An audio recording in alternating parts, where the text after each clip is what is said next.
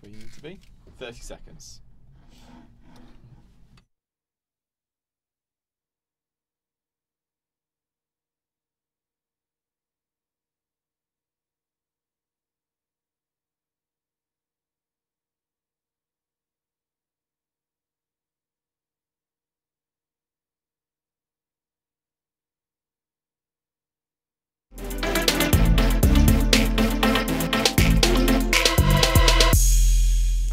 It's 3 o'clock, I'm Jack Lindsay and this is your Solent Sports News Update.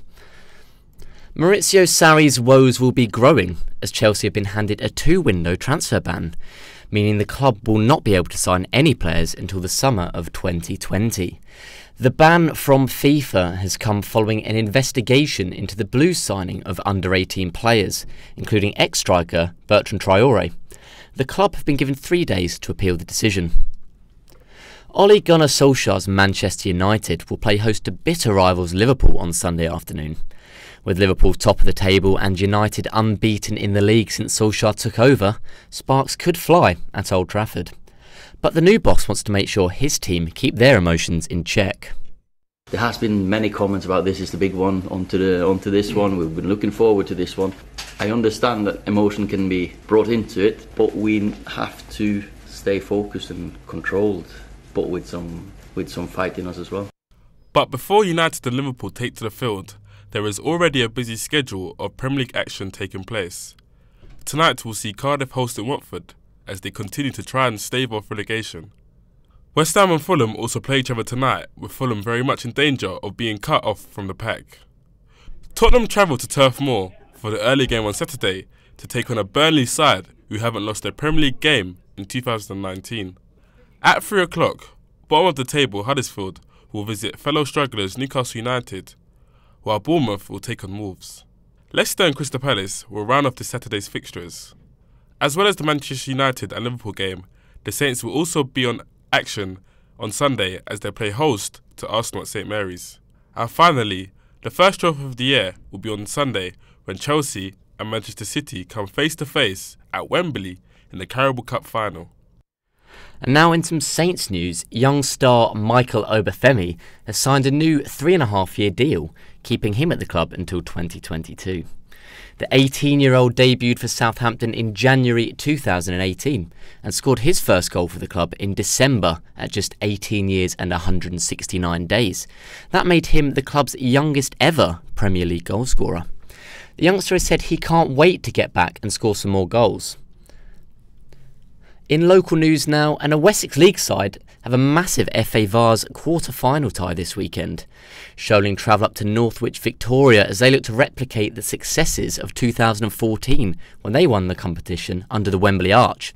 We have Greg Dixon on the line now, who is the club secretary of Sholing.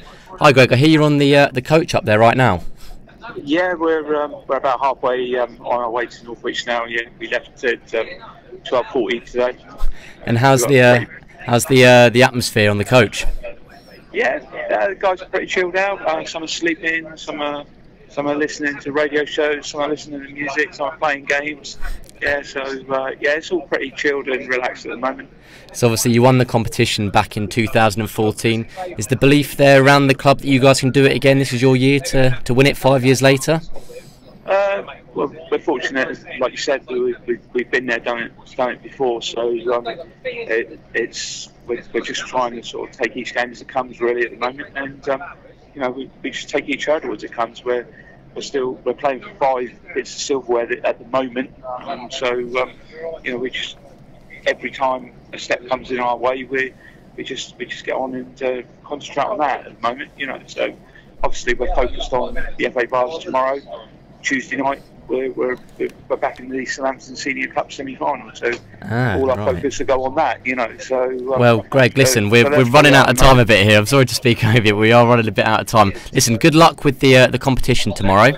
I'm sure you guys will smash it, and I'll make sure everyone keeps an eye out for the score. Yeah, thanks. Cheers, Greg. Yeah, hopefully. Cheers. Bye bye.